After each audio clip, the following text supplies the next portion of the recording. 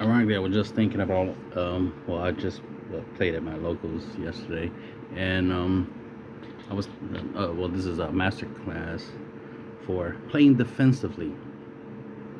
It's very important to, I talk about offense. I always talk about like the first four damage the easiest, the next two requires a little effort, the last two is the hardest.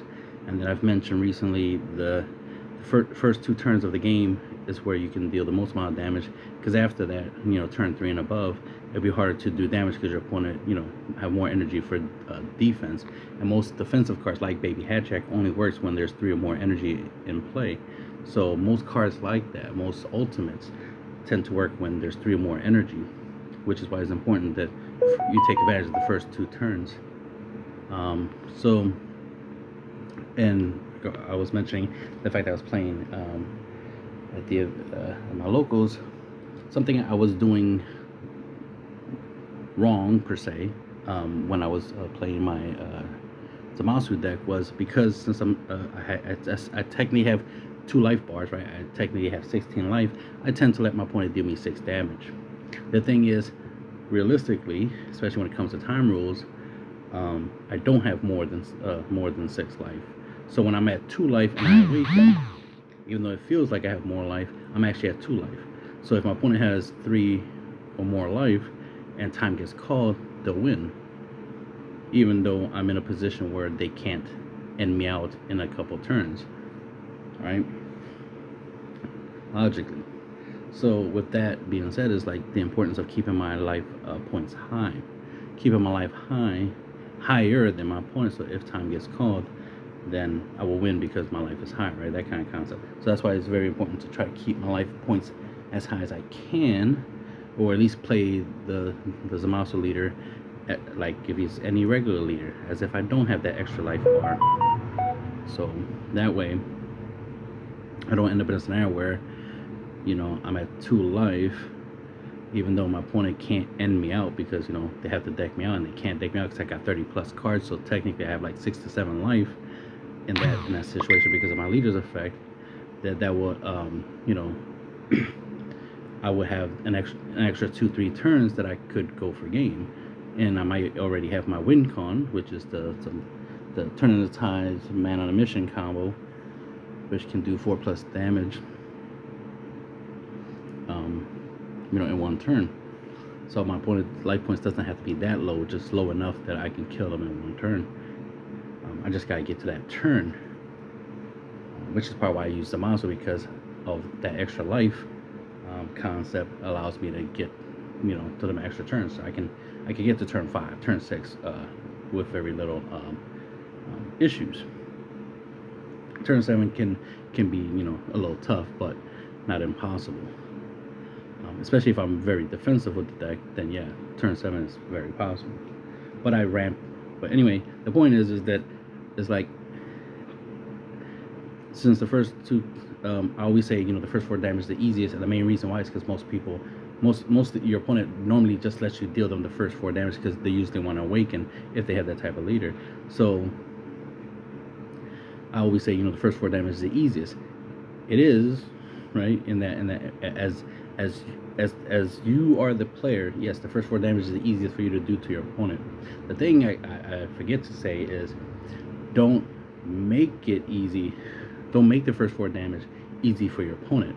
I always say the first 4 damage is the easiest. Yes, when you're playing, when you're attacking, the first 4 damage tends to be the easiest. And the first 2 turns are the best turns to do the most amount of damage. That's why aggro decks tend to do really well, because they can output a lot of attackers and a lot of damage in the first couple turns.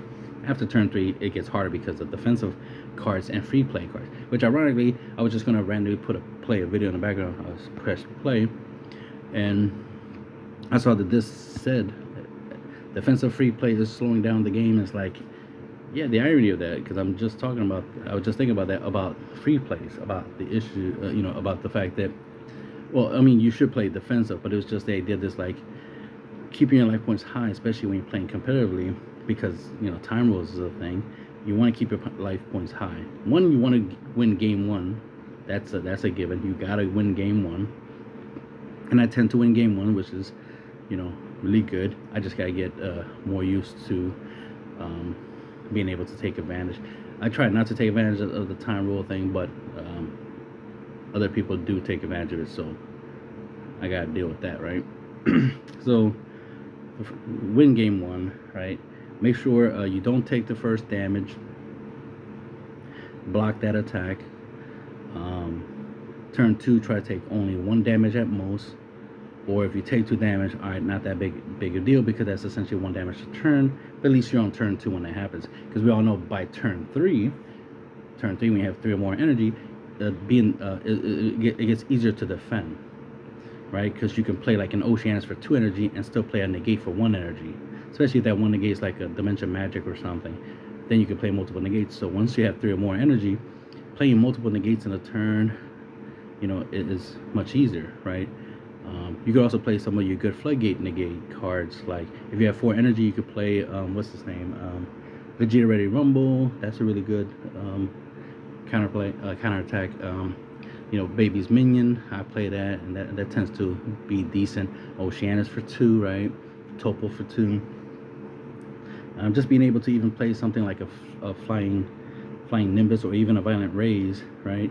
But still have with 1 energy, right? You still have 2 energy to play the barrier blockers, where you instead of using it to take a life and then play it for free, you don't want to take a life, right? Remember, it's important. You want to keep your life high. You always want to keep your life higher than your opponent, because you have to take the time rule to account, which sucks because in regular gameplay, in casual gameplay, you don't have to worry about that stuff, right? What matters is whose life hits 0 by the end of the game, right? And that determines who wins. But because time rules, you can win even before the game is over, right? You could lose even before the game is over. You could literally be 1 turn away from winning, from a guaranteed victory. But because time was called, bang, you lost before you even got your turn to win, which you definitely was going to, because you have a win con, right? So more reason to play a faster deck, a deck that can win on that can at least can make sure that your opponent has less life than you around turn 3 and turn 4 in case time gets called, or at least you can win on turn 3, turn 4, maybe turn 5. But if your win con requires you to be on turn 5 or turn 6 to win, because of time, that's not the best strategy. So you might want to play a faster strategy, faster deck that can definitely output a lot of damage turn 1, turn 2. So my Gohan deck definitely is a competitive deck, because it definitely can do like 6+ damage on turn 1 with the right set of cards. Which ironically, some of the banned cards over there were a lot of the cards that I use with my Gohan deck. So, and I still have those cards. So those cards are banned, so I can't use them. But I do have other cards and tactics that I use to output a lot of damage anyway. So the point is, dealing 4+ damage on turn 1 is what my Gohan deck and most of my X-hit combo decks can do. So those are the ones I would definitely want to play a little bit more. I got a Bulma deck, the Zeno Bulma deck that I'm working on right now, where I'm going to incorporate the aggro aspect to it with the Cell Zeno strategy. So it's going to be like a combination of like turning the tides combo that I'm currently doing with Zamasu, along with aggro. So, and then she of course being a defensive leader, turning my battle cards into blockers allows me to be kind of well-rounded. So you can kind of say mid-range.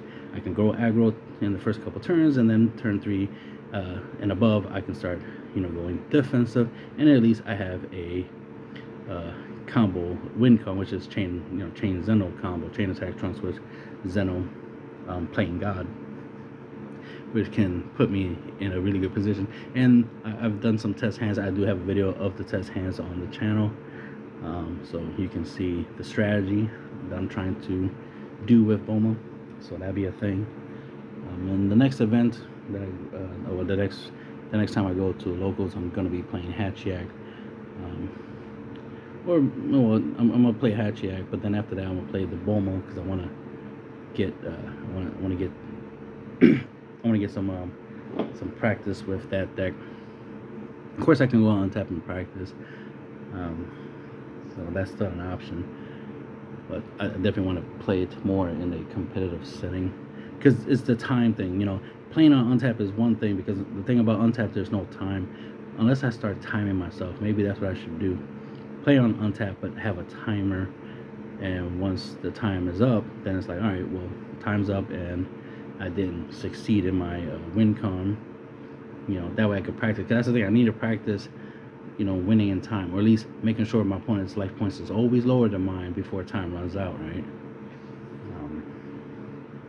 So that's where my more aggro decks tend to be better. I'm used to the idea of just playing until you win, right?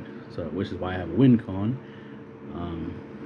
But the way competitive play is with the time thing, and the fact that your opponent can slow play, and that's a factor, that's an issue that's hard to deal with. It's hard to get your opponent to play faster. You can try to get the judges involved, but that's some other factors.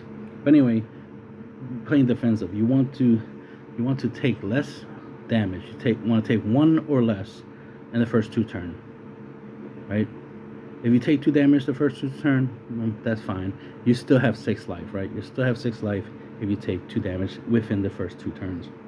But you want to reduce it, though, is what I'm trying to say. You want you to have 7 or 8 life when you have 3 or more energy, and you want to start playing defensive from there on, which is the point of this video, is to play defensive, right? The first 4 damage is the easiest, but that's usually because people let that damage happen.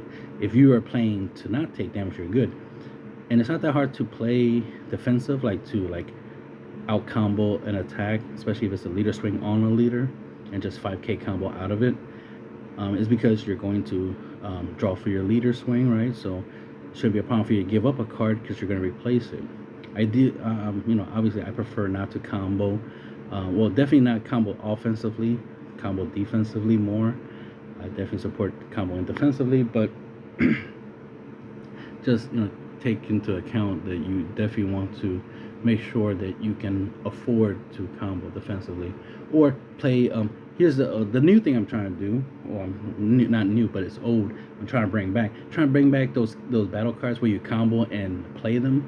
My teammate, he was using it, and it was definitely working, putting in work for him, where he's able to combo 10k to prevent certain attacks to his leader, and be able to establish a board at the same time. So, they were always good. He was one of the first, among us, my team and friends, to start using them. So I already saw the potential back in the day, but I just strayed from it because I was trying to do the whole no comboing. But when the Super Saiyan 4 Vegeta leader came out, I was bringing it back. I was like, oh yeah, play the blue Gohan with the Super Saiyan 4 leader, so that way you can get that 10k boost and be 20k and get that ramp, but still put a body on board to apply pressure.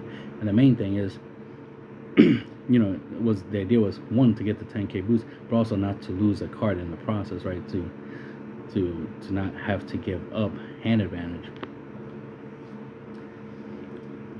So playing cards that you can combo and get them on board is definitely stuff you want. Stuff where you negate and get something on board you want to play. So counterattack battle cards. Because I was using, that's the thing, before the event happened, the last change I did, I took out my 4 boonies in my Zamasu deck, and I put in my 1-drop Goku and Vegeta Saiyan synergy, and that was putting in work, because that was like my turn 1 play. I went first, charge an area, and my turn, my opponent goes, they swing with their leader, and I negate the attack. And then I have the Goku and Vegeta on the field. And the funny thing is, my opponent will waste attacks on getting it off the board, which further added defense. So I'm like, oh, I'm wasting 2 attacks, right? I'm preventing damage, right? I prevented 2 damage just by playing it. Just because it hit the field, and my opponent doesn't want me to have it on the field, they're wasting attacks on it. Just like playing the unison, your opponent swinging attacks on your unison, trying to get rid of it. It's just a waste of attacks, because that means if they're doing that, they're not dealing you damage. If they're not dealing you damage, they're not increasing their chances of winning through just dealing you 8 damage or through time, right? So you want to take advantage of that. So playing defensively, playing cards that after you use them, they hit the field, so that way you can use them again and use them to put in work. Using negates, they're also blockers. I've seen some people use the the 3-drop Vegeta, as you can see in this image, just reminded me that was getting in my way because my opponent kept playing that 3-drop Vegeta. That's a blocker, it's a counterplay, and he kept playing Poutine with it, so he kept dropping that as a strategy against my Turning Tide. And it's like, oh, that's annoying. So I would drop Man on a Mission, and then he'll drop the Vegeta because he has a Unison. So then Man on a Mission goes into rest mode, and then he drops the Poutine, and it's like, yeah, I could play Turning the Tides, and Poutine ain't going to do nothing to Turning the Tides. But the thing is, he has a blocker, which is going to create a problem, considering the fact that he's going to block my Turning the Tide, so my Tide is not going to do no damage. But then my opponent has established a board, or probably still has a board, and it's like, yeah, I need to get rid of that board first. So then I have to make different plays. So my opponent, my opponent was playing Drip Coup, as they call it, right? Drip Coup. So he was playing that, and yeah, I won game 1. Did I? Yeah, I think I did manage to get Turning Tides. Yeah, but it took me many turns because he kept having an out to my strategy. I had to keep changing my strategy, and I kept using my 5-drop Goku. My 5-drop Unison Goku, Super Saiyan 4 Goku Protected the Earth Unison to help me stall, because I'm trying to prevent him from having blockers. So I'm trying to make it hard for him to have the blockers, so that way I can go in with the Turning the Tides. But instead, I was just slowly withering at his life. That way, one of two things was gonna happen: either I win because I deal him 8 damage, right? I get him down to 0, or I win because we ran out of time, and I won because I have more life than him. So that was the couple of things I was doing. So this weekend I was playing very defensive, is what I'm saying. I was doing the prevent damage turn 1, maybe take 1 damage or none on turn 2, and then after that play defensive.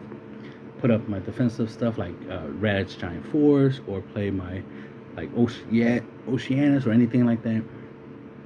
The main goal is to guarantee I get to turn 4. Then from turn 4 I could try to do some damage, but get to turn 4, try to do some damage on turn 4, right? And then if my opponent hits me back in the clapback, that's fine. I have a high life, so the likelihood of killing me on turn 4 is not likely, right? It's less than likely, I should say. And then I can get to turn 5. So it was just it's just a strategy to try to get to turn 5. So if I don't take damage turn 1, but I take at least 1 damage turn 2, or none, which would be better, then I can definitely put up my defense on turn 3. I could take some damage on turn 4 if I decide to not keep my defenses up, in case I decide I want to go offensive and go that route, right? And then from there move on to getting myself to turn 5, and play whatever else I feel that I need for turn 5, whether it be my win con, especially having high life, and playing something that can help you win the game on turn 5. There are some ultimates that are you could play for 5. There's tons of good cards that you can play on turn 5 that can help you deal a lot of damage. So having high life points by that time is definitely what you want to do. So it's very important to not make the first 4 damage the easiest, even though I always say the first 4 damage is the easiest. The other thing is try to deal 0.4 damage, of course, right? And then try to deal the last 4 damage all in one turn, as opposed to try to slowly wither them down. Keep your life points high, right? 5 and above life, but get them down to 4, and then try to take them out all in one turn.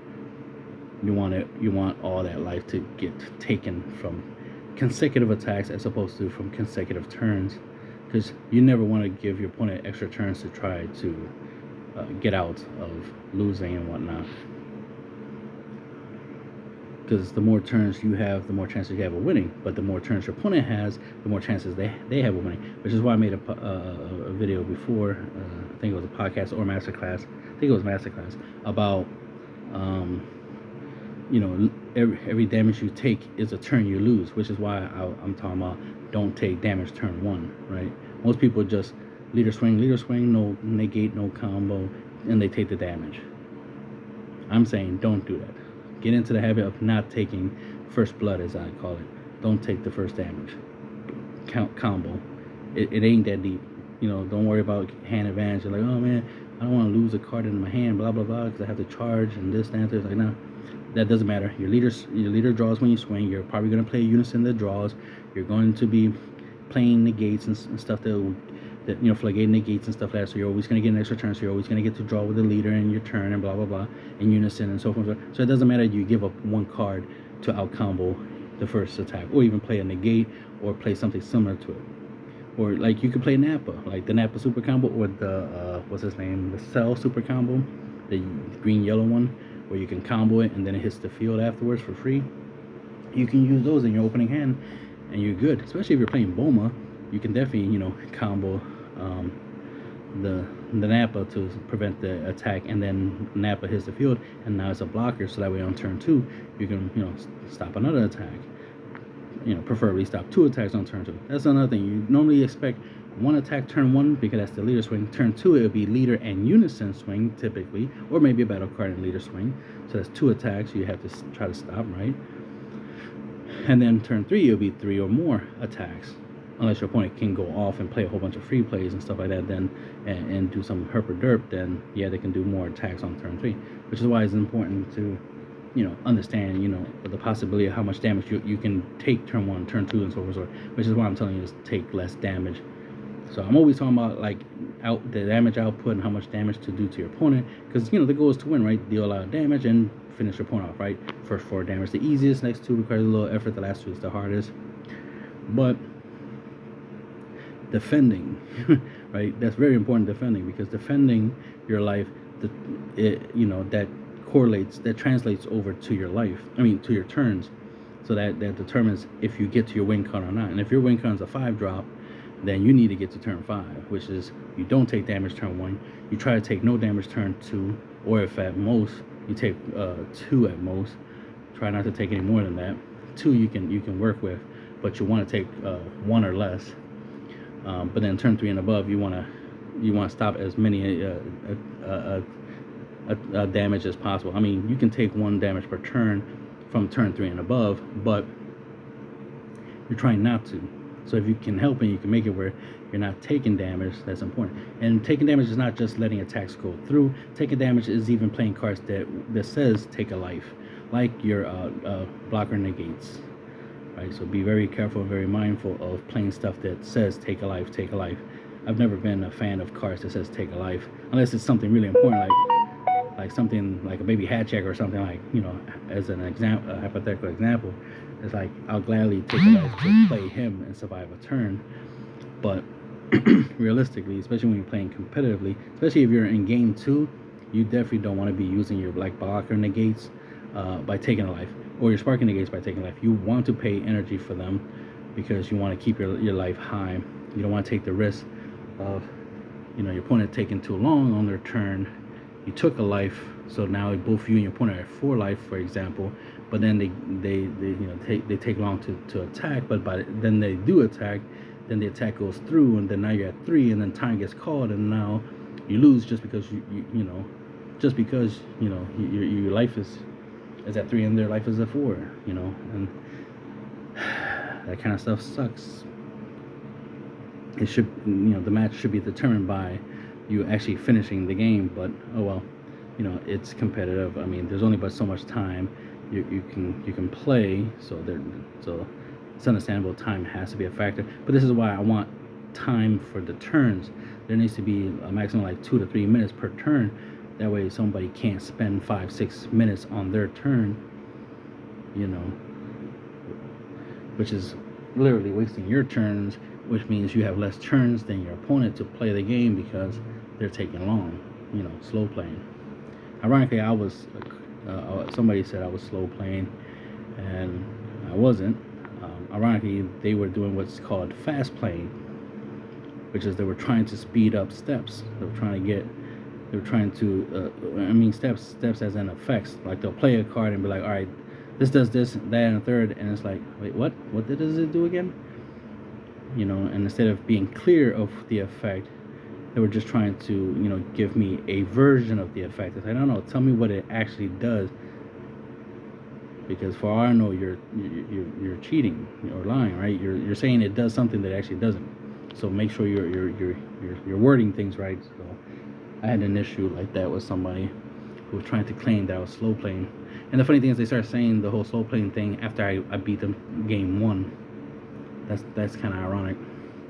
But then after the game, they ended up winning the match, obviously through time and whatnot. They ended up winning the match. But the irony is you know, afterwards he started, you know, talking about like how he was struggling against, you know, he's not used to people playing, you know, unisons like me. It's like, oh, that's ironic, because you playing a unison deck, a unison heavy deck, because you're playing drip coup, right? So you're playing a whole bunch of unisons, but you're not used to somebody else playing a whole bunch of unisons and you know, having a unison battle and being outmatched. I am known as the unison guy. I've been doing the whole 12 plus unisons per deck thing for a long time, so yeah, it makes sense that you're unaware that I'm experienced in unison combat. It's one of my flexes, I guess. So it's like, yeah, I use unisons a lot. You're in my world right now. You thought it was playing a whole bunch of unisons is unique? It's not. I know the ways of the unison. But anyway, so it was just kind of funny. He kind of disrespected me, but at the same time kind of gave me props. At the same time, it was kind of hard to say. He didn't sound too happy, which is probably why it sounded like he was disrespecting me. So definitely saying I was slow playing, that definitely was disrespectful, considering the fact that I was trying to be as fast as possible, but his turns were the slowest turns. My turns were faster. It's just that sometimes he'll do something where like, okay, what are you doing? What effect are you activating? Because some cards have more than one effect. He had an ultimate. It was a Super 17 ultimate. It's the one that absorbed Android 18, so he has blonde hair. So I'm like, okay, what part of the card effect are you using? Because he wasn't using the counterplay part, he was using another part of the card. And I was like, but when he was telling me what he was doing, he wasn't specifying that he was using another part of the card's effect. He kept referring to the counterplay, that he's counterplaying, but he's negating my card, and he kept saying card, not card skill, card. And I was like confused. I'm like, wait, are you stopping me from playing the card, or are you negating the card's skill? Like, I'm trying to clarify, and he's trying to rush me, talking about like, oh, you're slow playing, call the judge and stuff, which further slowed down the game. So it's like, nah, you slow playing. What the hell are you talking about? You slow playing. Instead of answering the question real quick or letting me, and I wanted to read the card real quick, you know, I just wanted to look at it, and he wanted to prevent me from looking at it. So that right there was a problem. So that right there is slow playing, because you're deliberately trying to prevent me from being able to, you know, understand the situation and be able to play accordingly. I just wanted to know, does the battle card hit the field or not? Do I get the ramp or not? I don't care. I didn't need the ramp, but I did need the battle card. That's why it was important, because I needed the battle card, because I needed to attack. I was playing Whis Resting Attendant, so I wanted to, you know, hit the field. It would be nice to get the ramp, obviously, but I didn't need it since I already ramped already. I already ramped once already. So I didn't need the second ramp, but the second ramp would have been helpful, of course. But I didn't need it. So ramping wasn't an issue for me, or not ramping was not an issue for me. I didn't care about it. I cared, does the card hit the field, or does it get bounced to my hand, or it gets to the drop, right? So I was asking, you know, what's going to happen to the battle card? Is it staying or leaving? But he was too busy trying to rush me, because he was more concerned about negating the ramp. And it's like, oh, okay, that's what you want to do. You want to negate the ramp. I'm asking, are you stopping me from hitting my battle card from hitting the field? But you're trying to speed through the process, instead of being clear that you're negating my skill, not the playing of the battle card. Even though you played a counterplay, I mean, you played a counterplay when I played the card. I didn't even attempt to ramp yet. I just played the card and asked for a response. And you say, yeah, I got one. So it's like, okay, you have a response to me playing the battle card, or you have a response to it hitting the field. But he wasn't clear. Like I said, he was trying to speed through it, which caused us to slow the game down, because it's like, okay, we need a clarification. What is it you're actually doing? Are you stopping the card, or are you stopping the effect of the card? You gotta be clear. Right? So you're not gonna rush me through the steps, we're gonna make sure we play this right. So use your effects correctly next time. But anyway, enough of my rant. What else? Defensive wise, definitely want to play some floodgate negates, right? You know, you want to being able to floodgate turn 3 as well as being able to floodgate turn 4 and above. Just in general, you know, turn 3 and above, you definitely want to floodgate. You know, you want to get them extra turns because you want the extra energy to make plays. You want to be able to make plays where you can attack, but also still be able to defend. You always want to keep one or more energy up to defend, which is why turn 1, play an energy and just end your turn, and use that energy to either I had 2 turning tides in my hand one time, and my opponent attacked with their leader, and I was like, all right, tap energy, turn in a tide. We all know turning tide is my win con, right, or part of my win con strategy, but since I had 2 copies, I had no problem getting rid of one, because the whole idea was not to take damage turn 1. I think I was like in game 2 when that happened, so I was like, I definitely gotta not take damage, you know, in game 2. So I definitely did that. So that's what I'm trying to point out, is like make use of that, because from my experience and many years of experience now, most people just take the first damage. They'll take the leader swing. I mean, shit, against the Drishku player, he kept letting me deal him damage. I also noticed that he kept using his leader's effect before taking the life. He'll swing with the leader instead of taking the life first and then look at the top card of the deck and play a unison. He kept looking for a unison first. Then there was a scenario where he had 4 life, and I was like, you're supposed to take a life. He's like, oh no, I don't have to, because I'm already at 4. He's already at 4 life or some shit like that. I'm like, I think you do, because your leader says add a card from your life. It doesn't say up to, or you know. And I was like, you're probably thinking of his awakened side. Then he looked at it, was like, oh, you're right, and then he took the life. But he wasn't happy with that, and that was game 1, obviously. And then of course I won game 1, so not too surprised he was unhappy with things not turning out the way he wanted. And I kept pointing out they had to keep taking life, because he wasn't taking the life first when he's supposed to take the life first. He's supposed to swing. I get to choose if I'm going to negate, and then he's supposed to take a life because it's auto, and then resolve the auto. But the fact that he kept trying to resolve the effect first before taking the life was a little odd. You'd think, you know, he would be experienced and know how to play the deck right? Especially when he's trying to call me for slow playing and stuff like that. And it's like, trying to call me for slow playing, but you were misplaying the deck since the beginning of the game. You kept not taking life first before your effect. You kept doing that last after you played something, or lack of playing something. Sometimes he whiffs. Sometimes he doesn't play a unison from the leader's effect. And he almost didn't take a life one time until I pointed out. And then when he had the 4 life and he was supposed to be at 3, I had to point out that you're supposed to take life because you did swing with the leader. But then he tried to tell me that he doesn't have to take it because he's at 4 life. It's like, that's not what your leader says. You're probably thinking of your leader's awakened side, where you don't take a life anymore when you attack. And of course he read his card, and I was correct.